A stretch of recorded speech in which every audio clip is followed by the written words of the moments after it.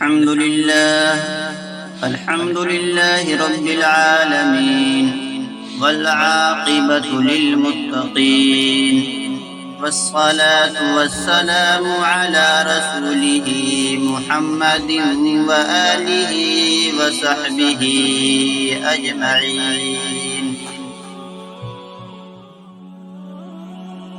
محترم بزرگوں اور دوستوں اور عزیز ساتھیوں، آج میں آپ کے سامنے گستاخ رسول کے انجام کے متعلق چند باتیں عرض کروں گا کہ جو شخص بھی جناب محمد رسول اللہ صلی اللہ علیہ وسلم کی گستاخی کی، اس کا انجام کیا ہوا۔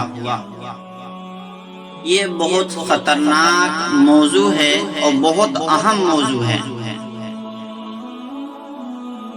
حضرت انس بن مالک رضی اللہ تعالیٰ عنہ روایت کرتے ہیں کہ ایک شخص رسول اللہ صلی اللہ علیہ وسلم کے ہاتھ پر ایمان لایا اور وہ شخص سورہ بقرہ، سورہ آل عمران پڑھ چکا تھا، یعنی یاد کر چکا تھا، اور صحابہ کرام کے نزدیک وہ بہت عظیم شخص مانا جاتا تھا جس کو سورہ بقرہ اور سورہ آل عمران یاد ہو جاتا۔ وہ شخص اسلام سے جو سورہ بقرہ اور آل عمران یاد کر چکا تھا، وہ اسلام سے مرتد ہو کر مشرکوں سے جا ملا۔ اسی حالت کفر میں اس کو موت آ گئی۔ حضور صلی اللہ علیہ وسلم نے اس مرتد کے بارے میں فرمایا، بے شک زمین اس کو قبول نہ کرے گی۔ چنانچہ جب وہ مر گیا تو لوگوں نے قبر کھود کر اس کو دفنایا۔ صبح کو دیکھا کہ قبر نے ان کی لاش کو باہر پھینک دیا ہے۔ لوگوں نے پھر محنت کر کے اس مرتد کے لیے قبر کھودی، اس کو دفنایا۔ اگلے دن دیکھا کہ لاش پھر باہر پڑی ہے۔ تیسری مرتبہ پھر مٹی تلے دبا دیا، لیکن پھر وہی نتیجہ برآمد ہوا۔ آخر کار تنگ آ کر اس کو گلے میں کھلے میدان میں پھینک دیا گیا۔ ابو طلحہ رضی اللہ تعالیٰ عنہ فرماتے ہیں کہ میں نے اس کی لاش کو کھلے آسمان تلے پھینکا ہوا پایا تو مجھے بتایا گیا کہ زمین اس کو قبول نہیں کرتی۔ دوسری حدیث کے مطابق ایک عیسائی نے اسلام قبول کیا اور سورہ بقرہ، سورہ آل عمران جیسی بڑی بڑی سورتوں کا علم حاصل کیا، لیکن پھر اسلام کو چھوڑ کر دوبارہ عیسائی ہو گیا اور کہنے لگا، محمد صلی اللہ علیہ وسلم کو قرآن میں لکھ کر دیتا تھا۔ نعوذ باللہ۔ آپ صلی اللہ علیہ وسلم کو کیا معلوم کہ قرآن کیا ہے؟ پھر وہ کفر کی حالت میں ہی فوت ہو گیا۔ لوگوں نے اس کو دفن کر دیا۔ صبح دیکھا تو معلوم ہوا کہ قبر نے اس کی لاش کو باہر نکال پھینکا ہے۔ مشرکین نے اعتراض کیا کہ اس مرتد کو قبر سے باہر کرنے میں مسلمانوں کا ہاتھ ہے، لہذا انہوں نے دوبارہ قبر کھود کر دفنایا۔ اگلے دن پھر لاش باہر نظر آئی۔ اب مشرکین بھی سمجھ گئے کہ اس کو زمین کبھی قبول نہ کرے گی۔ یہ واقعہ اللہ تعالیٰ کی سخت ترین پکڑ پر دلالت کرتا ہے کہ اس واقعے میں رسول اللہ صلی اللہ علیہ وسلم کا معجزہ بھی موجود ہے کہ آپ صلی اللہ علیہ وسلم نے خبر دی تھی کہ زمین اس مرتد کو قبول نہ کرے گی۔ اے ظالموں، فاسقوں اور مسلمانوں پر دن رات عذاب بننے والوں، اپنے انجام پر غور کرو کہ ایک یہودی، ایک عیسائی ایمان لایا اور آپ صلی اللہ علیہ وسلم پر الزام لگایا کہ نعوذ باللہ میں آپ کو قرآن لکھ کر دیا کرتا تھا۔ اس بے ادبی اور اس گستاخی پر اللہ نے اس کا کیسا خطرناک اور برا انجام کیا۔ دشمن رسول صلی اللہ علیہ وسلم کا عبرتناک انجام ایسا ہی ہوتا ہے۔ امام طبرانی رحمۃ اللہ علیہ نے حضرت قتادہ رضی اللہ تعالیٰ عنہ سے بیان کیا ہے کہ حضرت ام کلثوم رضی اللہ تعالیٰ عنہ بنت رسول صلی اللہ علیہ وسلم کی شادی ابو لہب کے بیٹے عتیبہ سے ہوئی تھی. صرف نکاح ہوا تھا، ابھی رخصتی باقی تھی، حتیٰ کہ رسول اللہ صلی اللہ علیہ وسلم کو نبی صلی اللہ علیہ وسلم بنا کر مبعوث کر دیا گیا تھا، یعنی آپ صلی اللہ علیہ وسلم نبی بن چکے تھے. پھر آپ صلی اللہ علیہ وسلم توحید کی تبلیغ کرنے لگے. ابو لہب آپ صلی اللہ علیہ وسلم سے دشمنی پر اتر آیا. پھر قرآن کی آیت نازل ہوئی، تبت یدا ابی لہب. ابو لہب کے دونوں ہاتھ ٹوٹ گئے اور وہ برباد ہوا. ان آیات کے نزول کے بعد ابو لہب کھلم کھلا آپ صلی اللہ علیہ وسلم سے دشمنی کرنے لگا. اس نے اپنے بیٹے عتبہ اور عتیبہ کو بلا کر کہا، اگر تم واقعی میرے بیٹے ہو تو تم محمد صلی اللہ علیہ وسلم کی بیٹیوں کو طلاق دے دو. ابو لہب کی بدبخت بیوی نے بھی اپنے بیٹوں پر زور دیتے ہوئے طلاق کا حکم دیا. عتیبہ نے حضرت ام کلثوم رضی اللہ تعالیٰ عنہ کو طلاق دے دی اور حضور صلی اللہ علیہ وسلم کے پاس آ کر کہا کہ میں تمہارے دین توحید کا منکر ہوں اور تمہاری بیٹی کو تب بھی طلاق دے رہا ہوں. پھر اس ملعون نے آپ صلی اللہ علیہ وسلم کی قمیص مبارک کرتا پھاڑ دی، چاک کر دی. کچھ عرصے بعد عتیبہ تجارت کے لیے شام کی طرف روانہ ہوا. رسول اللہ صلی اللہ علیہ وسلم نے اسے بددعا دیتے ہوئے فرمایا، اے اللہ اس ظالم انسان پر کسی کتے کو مسلط کر دے. ابن عساکر اور دیگر مورخین نے آگے کے احوال نقل کیے ہیں. عتیبہ کو رسول اللہ صلی اللہ علیہ وسلم کی بددعا کا علم ہو گیا تھا، چنانچہ وہ خوف و دہشت کے عالم میں شام کی طرف بھاگ گیا. جب وہ راستے میں تھا، اس واقعے کو بیان کرنے والے کے مطابق راستے میں ہم نے ایک عیسائی راہب کی خانقاہ میں پڑاؤ ڈالا. عیسائی راہب نے کہا، اے عرب کے لوگوں، کیا بات ہے؟ میں دیکھ رہا ہوں کہ تمہارے درمیان شیر بھی بکریوں کی طرح گھوم رہے ہیں. ابو لہب نے تمام قافلے والوں کو جمع کر کے کہا، مجھے اپنے تجربے کی بنا پر یہ بات معلوم ہے کہ اس شخص یعنی محمد عربی صلی اللہ علیہ وسلم نے میرے بیٹے کو بددعا دی ہے، وہ پوری ہو کر رہے گی. میں اپنے بیٹے کی وجہ سے ڈر رہا ہوں. تم ایسا کرو کہ اس خانقاہ کے اندر چھپ جاؤ، فرش پر ساز و سامان رکھ کر اس کے اوپر میرے بیٹے عتیبہ کا بستر لگا دو اور ارد گرد تم سب سو جاؤ. ہم نے ابو لہب کے حکم پر عمل کیا، لیکن پھر بھی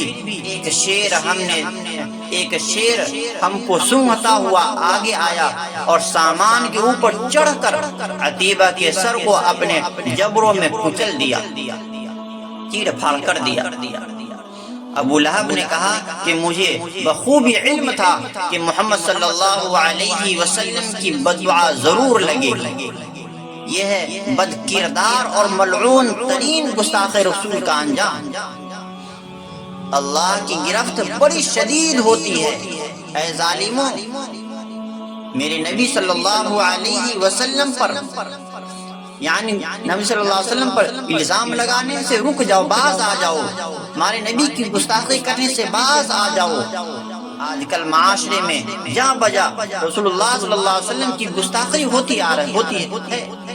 سنت نبوی صلی اللہ علیہ وسلم کا مذاق اڑایا جاتا ہے. سنتوں پر عمل کرنے والوں کو تو کم تر اور جاہل کہا جاتا ہے. کیا یہ معاشرے کی تباہی اور بربادی کا پیش خیمہ نہیں ہے؟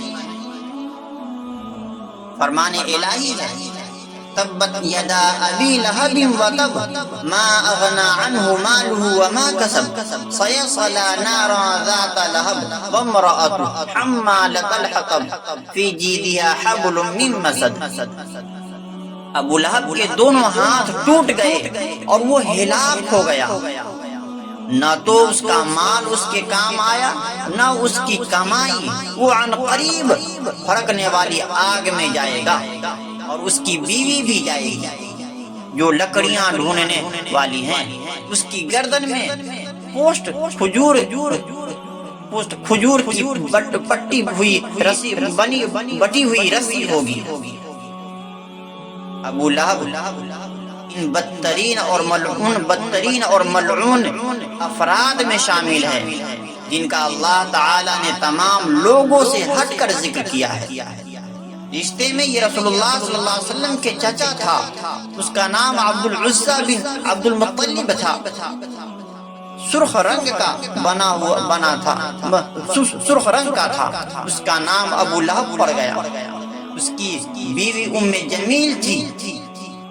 اس بدبخت نے تمام کفار قریش سے بڑھ کر حضرت صلی اللہ علیہ وسلم کو ایذائیں اور تکلیف پہنچائی۔ جانب عالم صلی اللہ علیہ وسلم سے دشمنی اور مسلمانوں سے عداوت و نفرت کے چند واقعات درج ذیل ہیں۔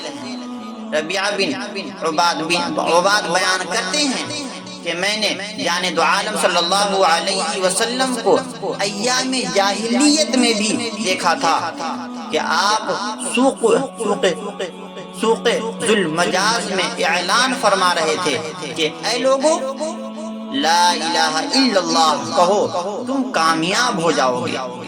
قریش مکہ آپ صلی اللہ علیہ وسلم کے ارد گرد موجود تھے۔ اتنے میں لال سرخ رنگ کا ایک آدمی پیچھے سے آیا اور کہنے لگا، یہ محمد نعوذ باللہ ثم نعوذ باللہ جھوٹا شخص ہے۔